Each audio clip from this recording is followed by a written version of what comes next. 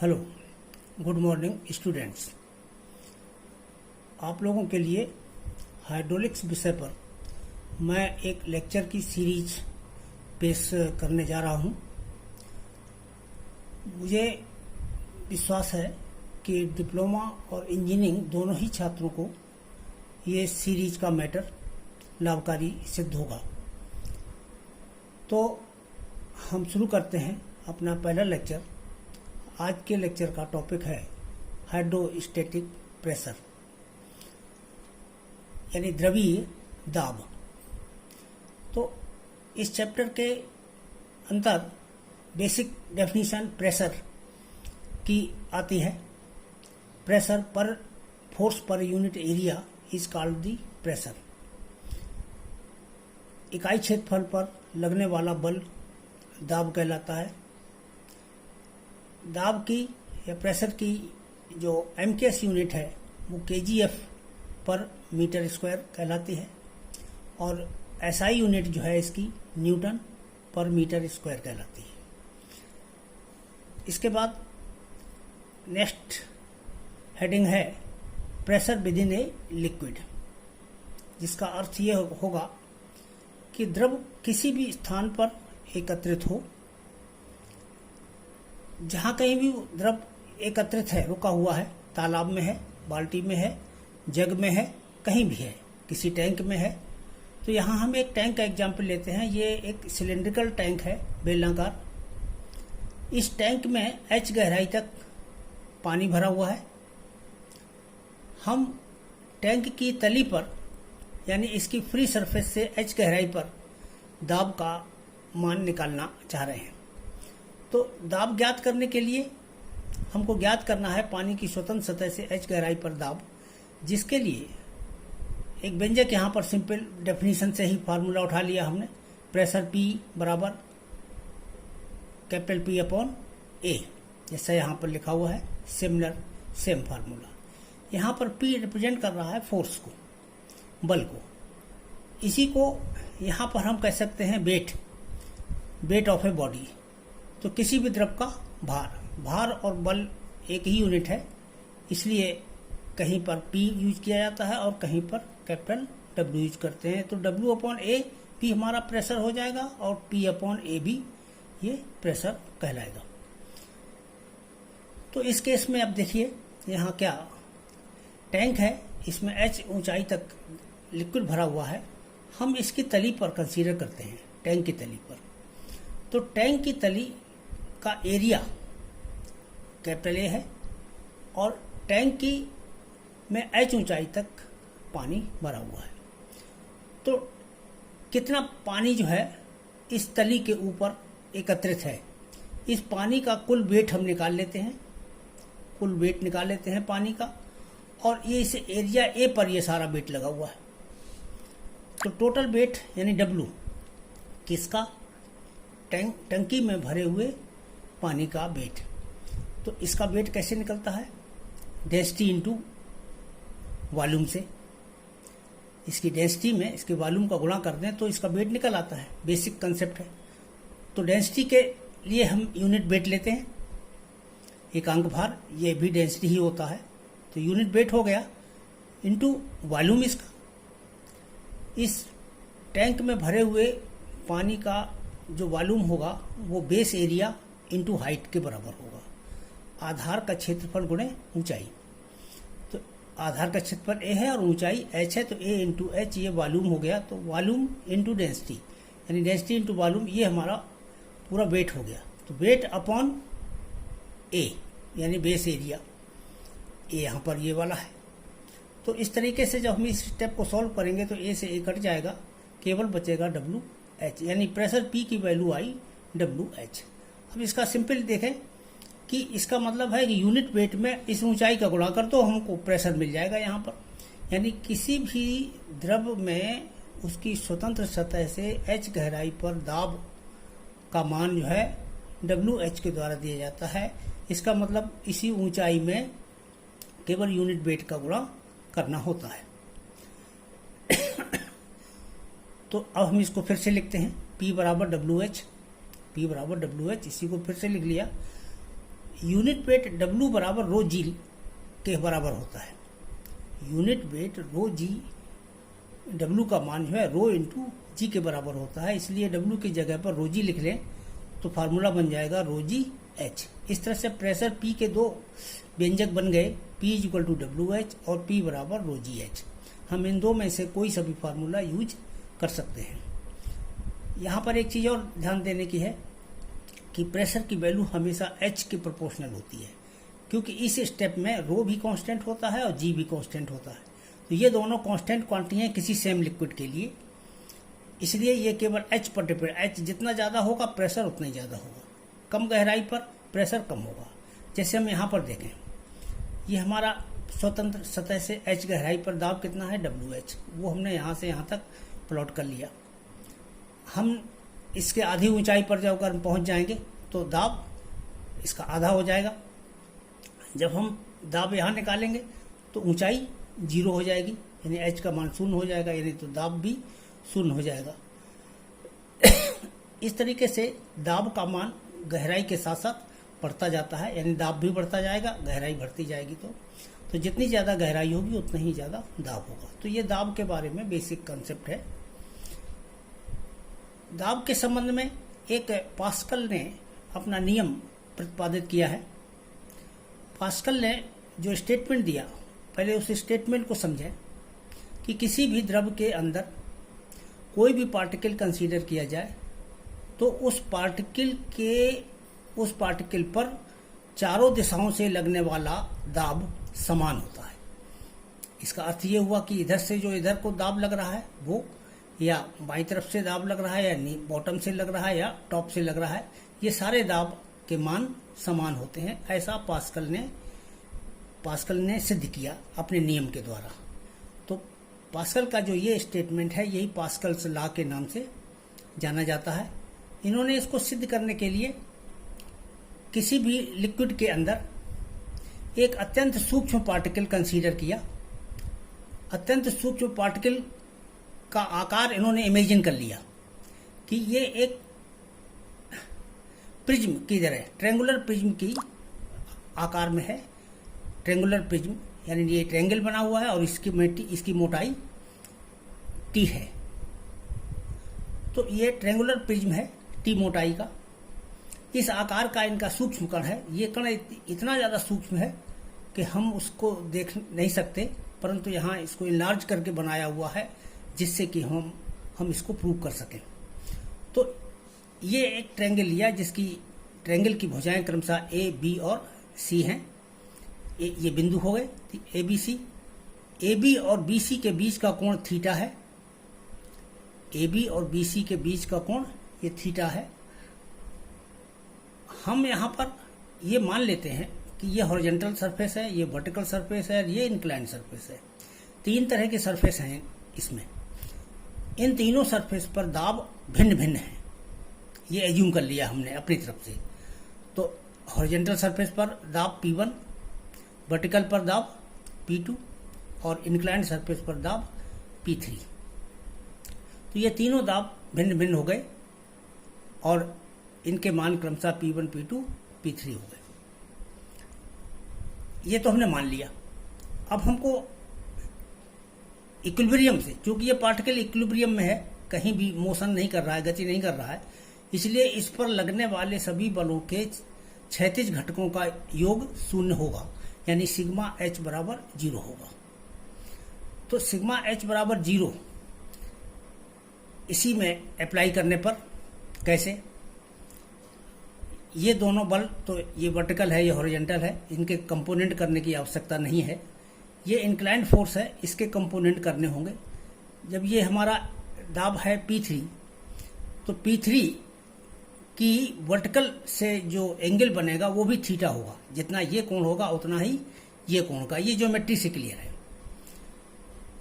और जब ये कोण थीटा है तो इसका वर्टिकल कंपोनेंट यानी थीटा की दिशा में जो कंपोनेंट है वो तो कॉस थीटा लगा के प्राप्त होता है, और जो इसके अपोजिट डायरेक्शन में होता है वो साइन थीटा लगा के कंपोनेंट प्राप्त हो जाता है। अब हम सिग्मा H इक्वल टू 0 से, यानी इस बल का क्षैतिज कंपोनेंट यानी हॉरिजॉन्टल कंपोनेंट ज्ञात कर लेते हैं। वो कैसे ज्ञात करेंगे? पहले तो P3 ये तो दाब है, इस फलक पर, इस फेस पर कुल फोर्स कितना कार्य करेगा।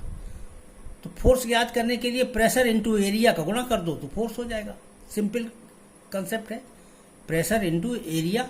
अब प्रेशर तो P3 ले लो, ये वाला, और एरिया कौन सा ले लो? ये वाला पटल का एरिया ले लो जो इंक्लाइंड प्लेन है। तो A B into T, A B into T, इससे हमारा ये ए बी इंटू टी, ये एरिया हो गया, ये प्रेशर हो गया, ये टोटल फोर्स हो गया। इस फोर्स का हॉरिजॉन्टल कंपोनेंट साइन थीटा से प्राप्त होगा, इंटू साइन थीटा, और इसकी डायरेक्शन ये हो जाएगी राइट डायरेक्शन में। इधर दूसरा बल जो है हॉरिजॉन्टल डायरेक्शन में कौन सा है? ये P2 प्रेशर है। तो इसका बल कितना हो गया? P2 प्रेशर इंटू ये वाला एरिया जो वर्टिकल फेस है, तो AC into T, AC into T से ये वाले वर्टिकल फलक का एरिया है, इसमें प्रेशर का गुणा कर देंगे तो ये टोटल फोर्स हो जाएगा जो कि ये वाला काम कर रहा है। यानी इसको हम यूं भी कह सकते हैं कि ये हमारा कैपिटल P3 है, ये कैपिटल P1 है और ये कैपिटल P3। अब इसमें अगर हम रिप्रेजेंट करना चाहें तो ये टोटल बल ये कैपिटल P2 हो गया, ये पूरा बल यहाँ से यहाँ तक ये कैपिटल P3 हो गया। तो इस तरीके से हम लिख सकते हैं, और कोई ज़रूरत नहीं डायरेक्ट प्रेशर इंटू एरिया कर दीजिए, फोर्स निकल आता है। जब ये हमारा व्यंजक बन गया, इसको बराबर करने पर, क्योंकि ये इस डायरेक्शन में है, ये इस डायरेक्शन में है, संतुलन के लिए दोनों बराबर होंगे, इन दोनों को बराबर करने पर अगले लाइन में हमने पद बाकी तो सब जो कहते हैं नीचे कॉपी कर लिए, केवल साइन थीटा की वैल्यू इस ट्रायंगल ABC की मदद से इसको लिख लिया, AC बटे AB, ये साइन थीटा की वैल्यू होगी, AC बटे AB। तो साइन थीटा की जगह AC बटे AB कर दिया, बस इसको सिंपल सॉल्व किया तो AB से AB कट गया, AC से AC कट गया, T से T कट गया, केवल बचता है हमारे पास P3 इधर से और P2 इधर से। यानी ये सिद्ध हो गया कि P3 बराबर P2 है। यानी यहाँ से क्या सिद्ध हुआ कि ये वाला दाब इस दाब के बराबर हो गया, ये प्रेशर इस प्रेशर के बराबर हो गया। इसी प्रकार से हम सिग्मा भी बराबर 0 रखेंगे, यानी ये फोर्स बराबर इसका वर्टिकल कंपोनेंट, और उसको ठीक ऊपर की तरह से सॉल्व करेंगे। सॉल्व करके हम ये पाएंगे कि P3 बराबर P1, जैसे इसमें P3 बराबर P2 प्राप्त हुआ तो इसमें P3 बराबर P1 प्राप्त हो जाएगा। फिर हम इन दोनों समीकरणों को आपस में कंबाइन करेंगे और कंबाइन करके रिजल्ट ये निकालते हैं, क्योंकि ये P3 दोनों के बराबर, P3 P1 के भी बराबर है तो P3 P2 के भी बराबर है। इसलिए इसका अर्थ क्या हुआ कि P3 P1 भी है और P2 भी है, अर्थात P1 बराबर P2 बराबर P3। ये तीनों दाब आपस में बराबर हैं। तो ये पास्कल के नियम के द्वारा सिद्ध हो गया कि तीनों दाब, जिनको कि हमने भिन्न भिन्न माना था, हमने माना था कि ये दाब अलग अलग हैं, लेकिन यहाँ सिद्ध हो गया कि तीनों दाब अलग अलग नहीं बल्कि बराबर हैं। यही पास्कल का नियम है।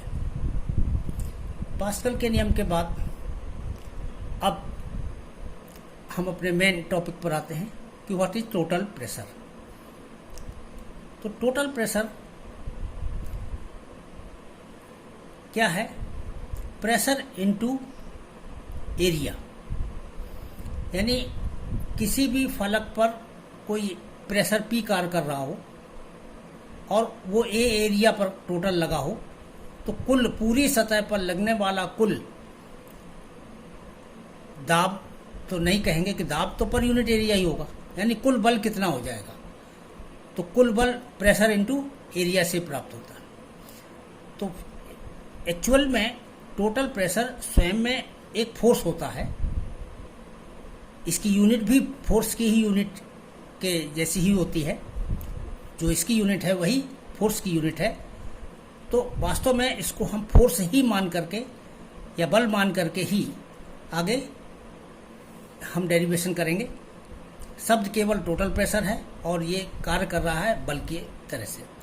तो बल बराबर दाब गुणे क्षेत्रफल, बेसिक फार्मूला हो गया। ये तो टोटल प्रेशर क्या है और इसके बाद टोटल प्रेशर के गणना के लिए जो हमको क्वेश्चन सॉल्व करने पड़ते हैं, टोटल प्रेशर की गणना के लिए पानी में डूबी हुई कुछ सतहों पर हम विचार करते हैं, सरफेसेस जो कि पानी में डूबी हुई हैं। तो पानी में डूबी हुई सरफेस हम 3 तरह की हो सकती हैं। एक तो ऐसी सरफेस जो कि इंक्लाइंड हो, हॉरिजॉन्टल हो। जैसे मान लें ये कोई सरफेस है और ये पानी का लेवल है, तो पानी में ये कैसे डूब रही है, हॉरिजॉन्टल पोजीशन में डूब रही है। इधर से देखेंगे तो ये हॉरिजॉन्टल होगी, और जब ये हॉरिजॉन्टल है सरफेस, यानी अगर सीधे देखेंगे ऊपर पानी है तो नीचे, तो ये हॉरिजॉन्टल हो जाएगा। यानी यहाँ पर ये केवल एक एज दिख रही है हमारे पटल की, जो कि हॉरिजॉन्टल पोजीशन में डूबी हुई है। इसके ऊपरी सरफेस की फ्री सरफेस से जो गहराई है ये x है, और इसके गुरुत्व केंद्र जो एरिया है, अब देखो यहाँ पर हमने एक फिगर बनाया हुआ है नीचे, ये क्या बनाया हुआ है, इसी पटल को हमने इसकी आकार दर्शाने के लिए कि पटल की बनावट क्या है, पटल का आकार क्या है, तो इसको हमने पलट करके, जैसे ये ऐसे रखा हो, हमको केवल एक कोर दिख रही है, और इसको भी यूं पलट दें तो ये एक आयताकार शेप में दिखाई देने लगेगा। तो ठीक इसी तरीके से हम यहाँ पर इस पटल को 90 डिग्री टर्न करके इसके आकार को यहाँ दर्शाते हैं, और इस आकार की बॉडी जो है, यानी ये पटल लेमिना है जो कि यहाँ एक्चुअल में इस पोजीशन में है, तो इसका जो गुरुत्व केंद्र है वो यहाँ पर है। इसके गुरुत्व केंद्र की दूरी x बार से रिप्रेजेंट की जाती है। हॉरिजॉन्टल होने की वजह से हम ये देखते हैं कि इसके प्रत्येक बिंदु की दूरी जो है उतनी ही है जितना कि गुरुत्व केंद्र की दूरी है। यानी x जो जनरल किसी भी पॉइंट की दूरी है वो और x बार ये सब बराबर रहते हैं, यानी हर एक बिंदु समान दूरी पर है। कहाँ से? फ्री सरफेस से। तो x बार इसमें ये x जो है वेरिएबल न होकर के कांस्टेंट हो जाता है। बस यहाँ एक बात को ही ध्यान रखेंगे। अब इसके बाद हम ये जो हमारा पटल हमने कंसीडर किया है, इसमें एक स्मॉल एरिया ये कंसीडर किया जिसका एरिया DA है। ये सूक्ष्म एरिया हमने यहाँ पर ले लिया, ये DA। तो total pressure on area DA, हम इसको सबसे पहले यही निकालेंगे कि जो ये स्मॉल एरिया DA कंसीडर किया है हमने, इस पर टोटल प्रेशर कितना होगा। तो स्मॉल एरिया चूंकि है DA, इसलिए इस पर टोटल प्रेशर को हम DP से रिप्रेजेंट करेंगे। तो DP बराबर, अब इसमें क्या होगा, टोटल प्रेशर अभी देखो यहाँ पर निकाला है हमने, ये प्रेशर इनटू एरिया होता है। तो पहले यहाँ पर प्रेशर कितना है इस एरिया पर, यानी इस जगह पर प्रेशर कितना है, तो प्रेशर गहराई पर डिपेंड करता है। तो H गहराई अगर होती तो WH प्रेशर होता, यहाँ X गहराई है तो प्रेशर कितना हो गया, WX हो गया। इसीलिए प्रेशर के स्थान पर WX लिखा हुआ है, और इनटू एरिया, एरिया पटल का हमारा DA है। तो ये हो गया सूक्ष्म पटल पर कुल दाब, total pressure on area DA। इसके बाद अब हम निकालेंगे total pressure on whole area, इसके पूरे एरिया पर टोटल प्रेशर कितना कार्य कर रहा है। टोटल प्रेशर निकालने के लिए बस सिंपली हमको करना क्या होता है कि टोटल प्रेशर बराबर ये जो DP है, DA एरिया पर जो टोटल प्रेशर है, इसी का समाकलन कर देंगे, तो इंटीग्रल DP, इसी से हमको पूरे पटल का पर टोटल प्रेशर ज्ञात हो जाएगा। अब हम इंटीग्रल DP को सॉल्व करेंगे। इसमें ऊपर जो DP बराबर WX इंटू DA है, यही लिख लेंगे यहाँ पर DP के स्थान पर, तो इंटीग्रल WX DA हो गया। अब इसमें से जो कांस्टेंट क्वांटिटीज हैं उन सबको बाहर कर लेंगे। W पानी का यूनिट वेट है, ये कांस्टेंट होता है। यहाँ पर X है, और इधर अभी हमने अब यहाँ बताया था कि हॉरिजॉन्टल होने की अवस्था में X का मान हमेशा X बार के बराबर होता है। तो X और X बार ये बराबर हो जाते हैं, जब ये बराबर हो जाएंगे तो ये x की जगह पर x बार लिख लिया जाएगा और इसको बाहर हम निकाल लेंगे। तो इस तरीके से ये x बार जो है यहाँ पर बाहर आ जाएगा।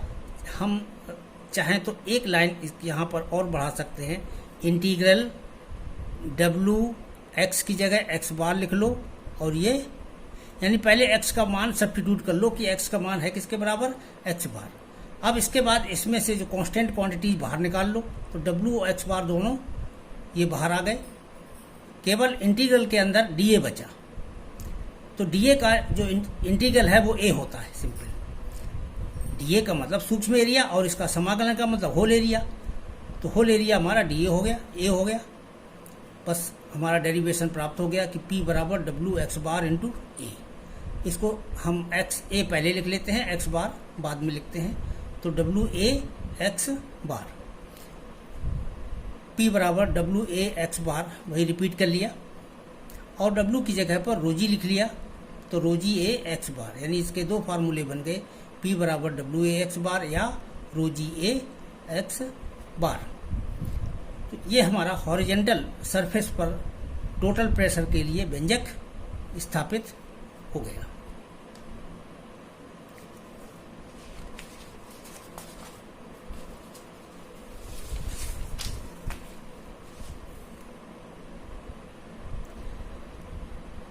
इसके बाद total pressure on vertical surface, total pressure on vertical surface. अब पानी में डूबी हुई वस्तु हॉरिजेंटल पोजीशन में नहीं है। जो लेमिना है, पटल है, वो हॉरिजेंटल पोजीशन में नहीं डूबा हुआ है, ना इंक्लाइंड है, ये ठीक वर्टिकल पोजीशन में है, यानी पटल वर्टिकल की पोजीशन में है। तो यहाँ पर हमने इस पटल को ये दिखाया, यहाँ पर दर्शाया हुआ है कि ये पटल जो है वर्टिकल पोजीशन में रखा हुआ है पानी के अंदर, यानी स्वतंत्र सतह से कुछ गहराई पर। इस पटल का आकार कैसा है, इस पटल की बनावट क्या है, ये हमारी रेगुलर बॉडी भी हो सकती थी और इरेगुलर। तो यहाँ हमने एक इरेगुलर बॉडी कंसीडर की है जिसका एरिया कुछ अनिश्चित है। तो ये इस तरह का एक पटल है और इसकी कुछ मोटाई है इस पटल की।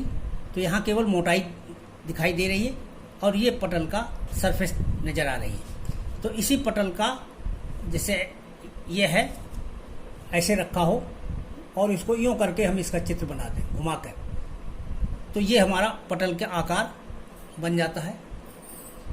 अब इसमें हम एक सूक्ष्म एरिया dA कंसीडर करते हैं।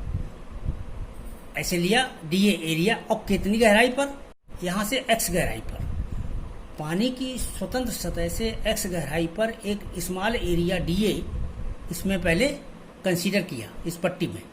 तो ये यहाँ पर इसकी लोकेशन क्या होगी, इसी के ठीक सामने इस जगह पर होगा यही एरिया जो कि साइड में होगा। तो ये तो हो गया इस पट्टी का एरिया यहाँ पर है और ये x गहराई पर है। इस पटल का गुरुत्व केंद्र G है मान लो। जब इसका पटल का गुरुत्व केंद्र G है तो इस गुरुत्व केंद्र के सापेक्ष बिंदु यहाँ इस फिगर में यहाँ इस जगह आएगा, यानी इसको ये G होगा और यहाँ से ये दूरी x बार होगी। यानी गुरुत्व केंद्र की स्वतंत्र सतह से दूरी को हमेशा x बार से ही रिप्रेजेंट करते हैं। तो ये x बार हो गया, ये x हो गया। अब यहाँ पर देखिए डेरिवेशन के स्टेप हमारे वही पहले जैसे ही हैं। सबसे पहला स्टेप है total pressure on area dA। Total pressure on area dA कितना, dP बराबर प्रेशर इंटू dA, प्रेशर और उसमें एरिया का गुणा कर दो। अब प्रेशर की जगह WX लिख लो।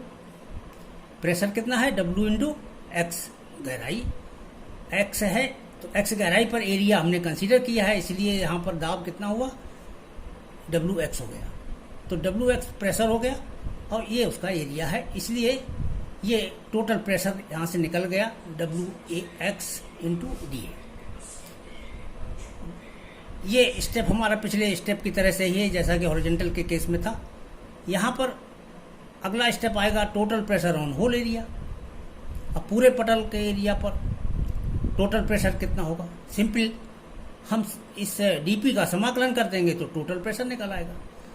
तो डीपी का हमने समाकलन किया यानी इंटीग्रल किया, तो इंटीग्रल डीपी बराबर ये कैपिटल पी यानी टोटल प्रेशर हो जाएगा। ये total pressure on whole area. अब इसमें इंटीग्रल डीपी की वैल्यू यहाँ से ऊपर से जो निकाल के रखी है उसको सब्स्टिट्यूट कर लें, W x into D A, ये वाला। जब इसको यहाँ लिख लिया, अब इसमें से देखिए क्या क्या कांस्टेंट है, यहाँ ध्यान देना है। यहाँ डब्ल्यू तो कांस्टेंट है ही, तो पहले डब्ल्यू हम बाहर कर लेंगे। क्या एक्स कांस्टेंट है, जरा इसको विचार कीजिए। हमने ये हॉरिजॉन्टल स्ट्रिप जो थी पट्टी डीए एरिया की, ये इस जगह कंसीडर की थी।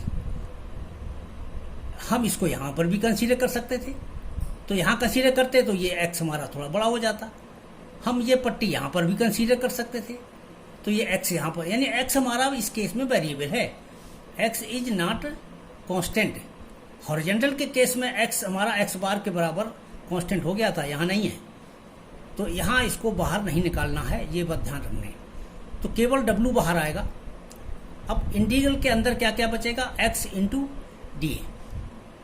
अब जब x इंटू डी ए बचा तो जरा देखिए कि ये integral x into D A ये किस क्वांटिटी को रिप्रेजेंट कर रहा है।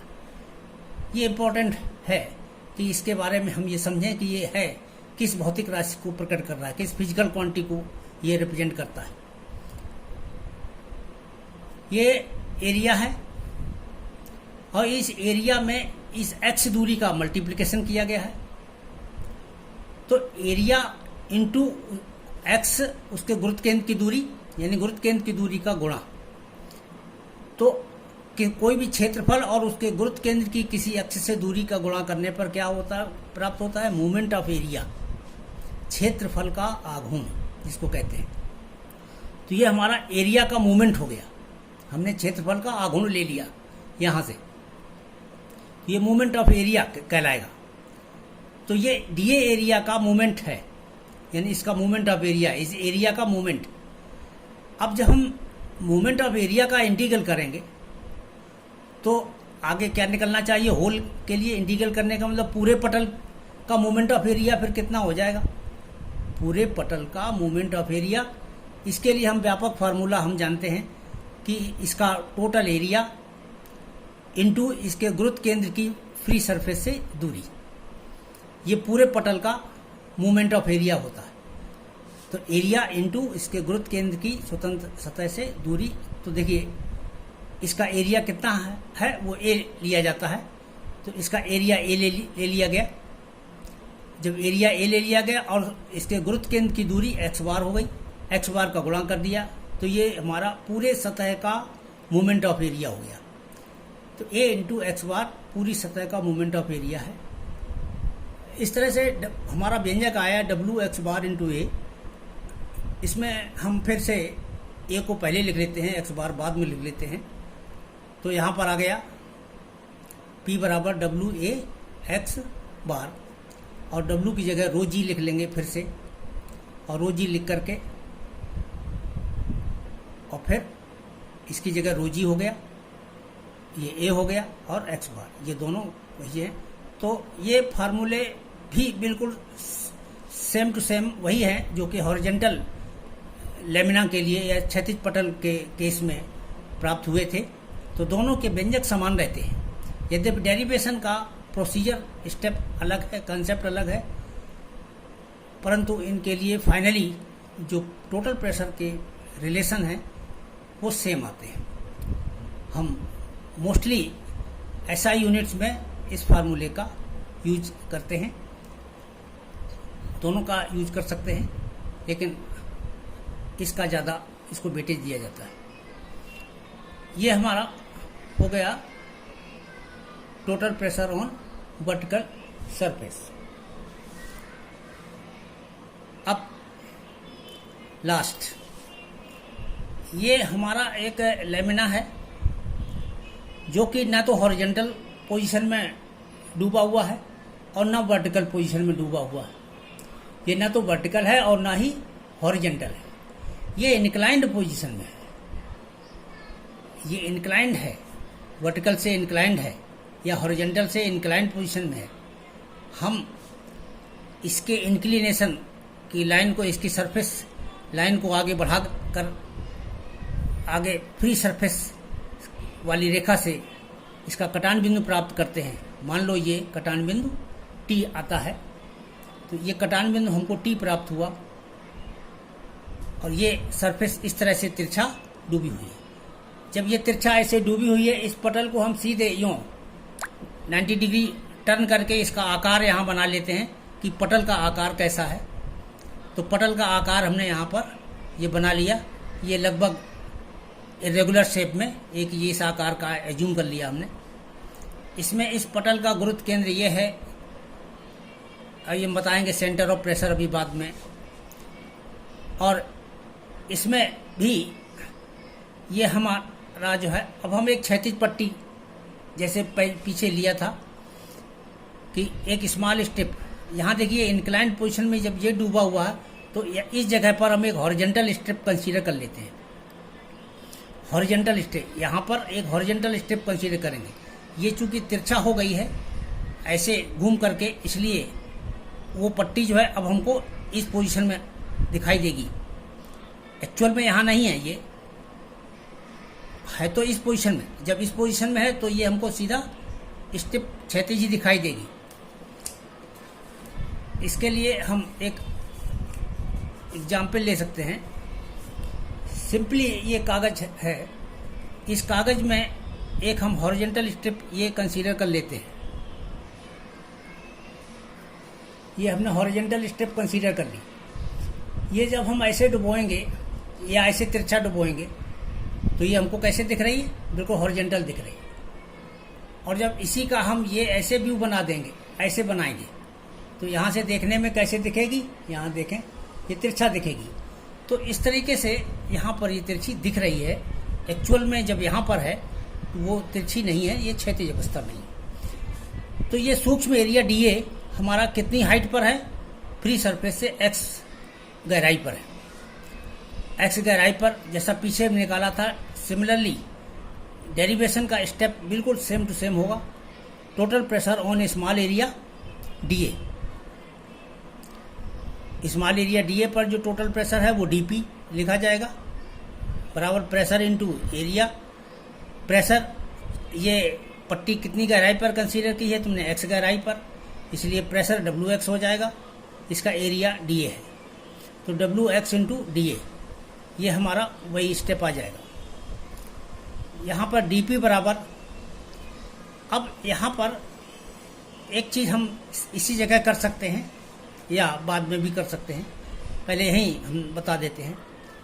ये दूरी जो थी ये तो x है, इसका गुरुत्व केंद्र यहाँ g है, तो ये कहाँ पर आएगा? g बिंदु इस जगह आएगा।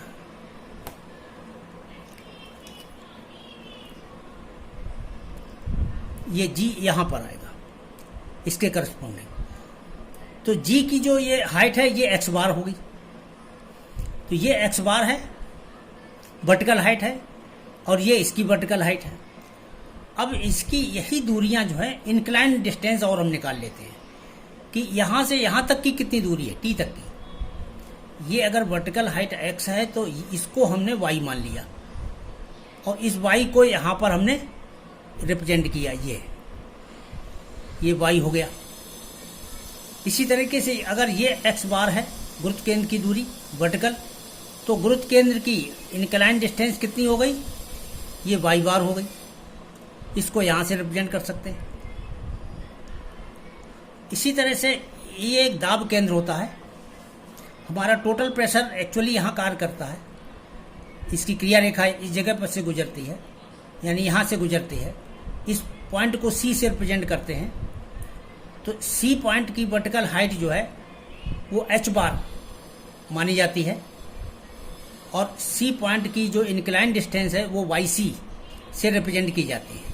तो ये सिंबल याद रखें, इसकी इंक्लाइन डिस्टेंस y मानी जाती है, गुरुत्व केंद्र की जो है ये y बार मानी जाती है, और सेंटर ऑफ प्रेशर की जो है दाब केंद्र है इसकी जो है YC मानी जाती है इंक्लाइन डिस्टेंस, और वर्टिकल डिस्टेंस क्रमशः x बार और h बार।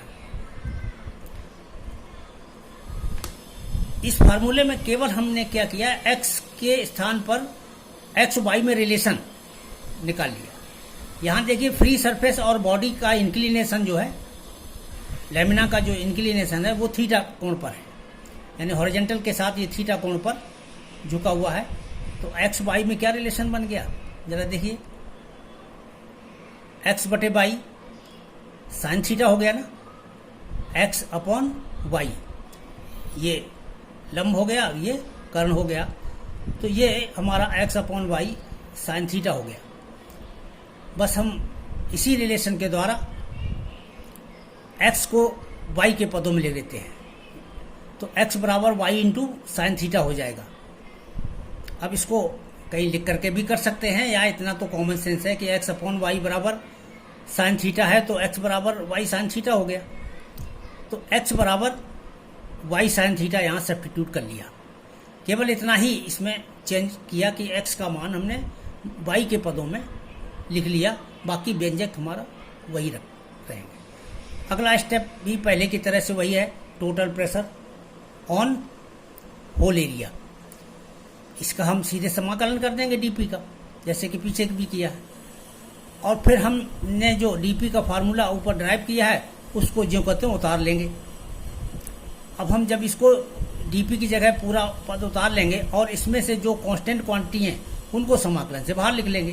तो ये काम हम पहले भी कर सकते हैं। डब्ल्यू कांस्टेंट होता है, साइन थीटा कांस्टेंट है, ये दो हमने बाहर कर लिए। वाई भी कांस्टेंट नहीं है और डी ए भी कांस्टेंट नहीं है, इनको समाकलन के अंदर बना रहने दिया।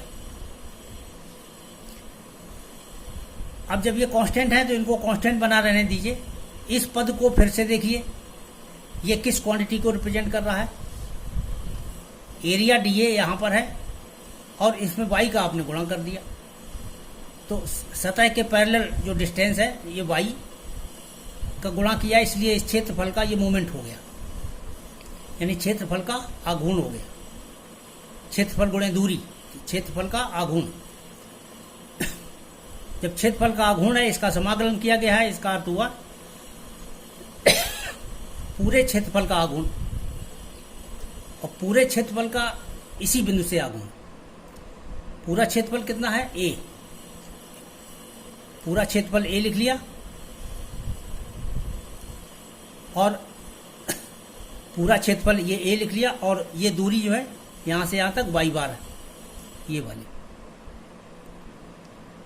क्योंकि गुरुत्व केंद्र की जो दूरी होगी यहां से यहां तक टी की, वो होगी वाई बार के बराबर, इसलिए ए इंटू वाई बार।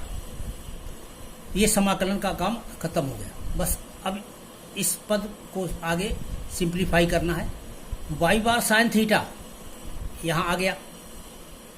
अब जरा देखें, वाई बार साइन थीटा बराबर फिर हमारा एक्स बार हो गया। ये एक्स बार वाई बार में रिलेशन है, एक्स बार बटे वाई बार बराबर साइन थीटा, लंब बटे कर्ण बराबर साइन थीटा। तो एक्स बार, तो ये हो गया हमारा वाई बार साइन थीटा की जगह पर एक्स बार हम लिख सकते हैं। तो इसकी जगह एक्स बार लिख लिया, तो डब्ल्यू ए और एक्स बार, तो P equal to W A X bar, वही रिलेशन आ गया। P equal to W A X bar, और P डब्ल्यू की जगह रो जी लिख रहे हैं, तो रो जी ए एक्स बार। हमने इंक्लाइंड सरफेस के लिए भी टोटल प्रेशर का फार्मूला प्राप्त किया, तो वही प्राप्त हुआ जो ऊपर हॉरिजॉन्टल में प्राप्त हुआ था, जो ऊपर वर्टिकल में प्राप्त हुआ था, वही इंक्लाइंड सरफेस के लिए प्राप्त हुआ। यानी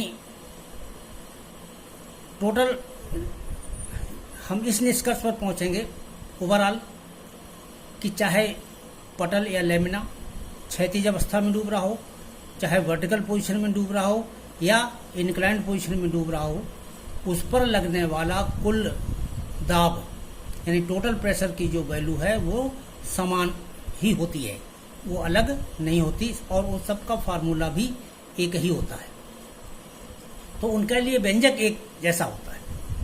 अब व्यंजक में क्वेश्चन करते समय हमें केवल फार्मूले पे ही विशेष ध्यान देना होगा। वस्तु किसी भी अवस्था में डूबी हुई, सबसे पहला काम ये करें कि ये देखें कि उसका गुरुत्व केंद्र स्वतंत्र सतह से कितनी गहराई पर है, बस वो गहराई ज्ञात कर लें। तो इस तरह से एक्स बार ज्ञात कर लें, और जो पटल के डायमेंशन दिए गए हों उससे पटल का एरिया ज्ञात कर लें। इसके बाद जिस द्रव में डूबा हो उस द्रव का घनत्व और स्पेसिफिक ग्रेविटी जी का मान आप लोग जानते हैं, एक्सीलरेशन। तो इस तरीके से इस फार्मूले के द्वारा हम टोटल प्रेशर की गणना कर लेते हैं। तो आज के टॉपिक में ये डेरिवेशन यहीं पर समाप्त करते हैं। सेंटर ऑफ प्रेशर का डेरिवेशन हम अगले स्टेप में ड्राइव करेंगे। Thank you.